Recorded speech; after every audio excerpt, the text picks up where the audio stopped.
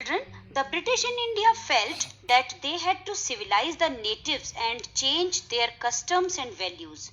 And to educate and civilize Indians, they continued to debate for many decades.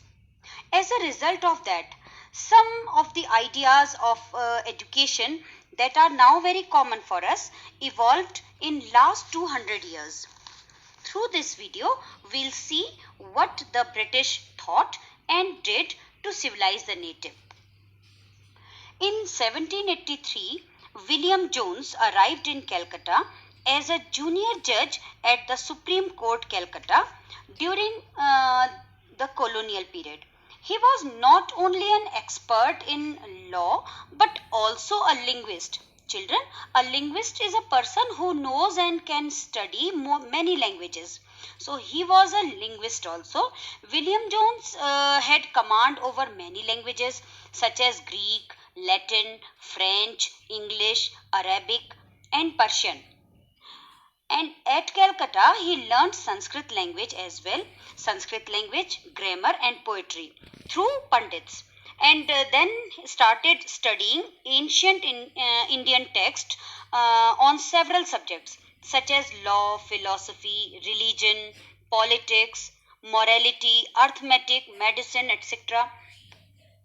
Jones came to know about many other British officials who had interest in the ancient English texts. For example, Henry Thomas Colebrook and Nathaniel Hellhead, who were learning about the ancient Indian heritage and Indian languages, and were translating Sanskrit and Persian works into English. Jones set up the Asiatic Society of Bengal with them and also started a journal called Asiatic Research. Jones and Colebrook had great respect for ancient cultures of India as well as the West. They felt that in the ancient past, Indian civilization was more glorious, but gradually its glory declined. They believed that it was necessary to discover sacred and legal ancient Indian texts to understand India, because those texts could reveal the real ideas and laws of the Hindus and Muslims, and the study of those texts could become the foundation of future development in India. Therefore, Jones and Colebrook continued to discover ancient Indian texts, to understand their meaning, to translate them, and to make them known to other people. They believed that in this way, not only the British but Indians also would learn about their own culture. And the British in this process would become the guardian and masters of the Indian culture. Many officials of East India Company agreed with the ideas of Guru and believed that instead of promoting Western learning, the British ought to promote Indian learning and set up institutions for the study of ancient Indian texts, Sanskrit and Persian literature and poetry. The officials believed that if the Hindus and Muslims, that means the natives of the country, were taught those subjects which they were familiar with and which they valued and treasured, it would be easier for the British rulers to get respect from their subjects. That means their subject means the Indians. Keeping these points in mind, Warren Hastings established the Calcutta Madrasa in 1781 to promote the study of Arabic, Persian, and Islamic law. And in 1791, the Banaras Sanskrit College was set up by Jonathan Duncan to encourage the study of ancient Sanskrit texts that would be useful for the administration of the country. But children, all British officials did not have the same views. Rather, many of them strongly criticized the Orientalists' vision of learning. Children, Orientalists means those having knowledge of language and culture of Asia. So, according to those British officials who were criticizing the Orientalists, uh, according to them, the knowledge of the East was full of errors and unscientific thought, and the literature of the East was non-serious and light-hearted. Therefore, putting efforts to encourage the study of Arabic and Sanskrit language and literature was useless. One of the criticists of Orientalists was James Mill. He said that the aim of British effort should not be to teach the natives what they wanted or valued. Rather, the education should be useful and practical, and for the useful and practical learning, Indians should be made familiar with the scientific and technical advances of the West, and not the poetry and sacred literature of the Orient or the East. This criticism increased during 1830s. Thomas Babington Macaulay, who was one of the most outspoken critics of Oriental learning, considered it as completely inferior to European learning. According to Macaulay, India was an uncivilized country that needed to be civilized.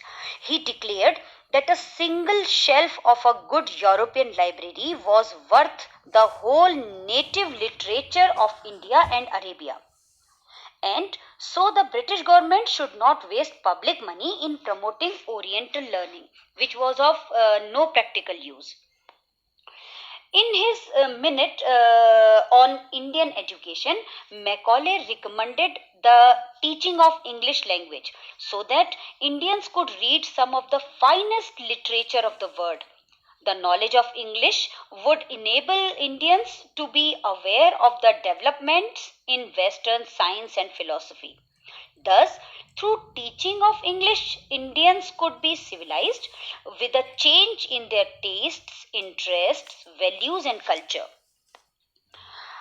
Taking into consideration the recommendations of Macaulay Minute, the British government introduced the English Education Act of 1835. Through this act, English was made the medium of instruction for high education, and promotion of Oriental institutions like the Calcutta Madrasa and Banaras Sanskrit College was stopped. These institutions were referred to as temples of darkness that were falling of themselves into decay. English textbooks were produced for schools. In 1854, Sir Charles Wood, the president of the Board of Control of the company in England, sent an educational dispatch to Lord Dalhousie, the then Governor General of India. This dispatch, known as Wood's Dispatch, outlined the education policy to be followed in India and emphasized on the practical benefits of European learning system. The dispatch highlighted that the European learning would be practically beneficial for commerce. The dispatch pointed that European learning would enable Indians to recognize the advantages of the expansion of trade and commerce and understand the importance of developing the resources of the country. When Indians would be familiar with European ways of life, it would change their taste and desires, and they would start purchasing European goods. In this way, the demand for British goods would be increased. Wood's dispatch also pointed that through the European learning, Indians would become truthful and honest, and would be reliable and trustworthy civil servants for the East India Company. It criticized the literature of the East and pointed that it could not develop people as dutiful, committed to work, and skilled administrators. As per the recommendations of the Woods Dispatch, many steps were taken by the British government. Education departments of the government were set up in all the provinces to have control over the educational matters. In 1857, universities were being established in Bombay, Madras, and Calcutta along the lines of London universities. Attempts were also made to change the system of school education. That's all in this part of the chapter. Rest of the topic will be covered in the second video of the chapter. Till then, there are some questions.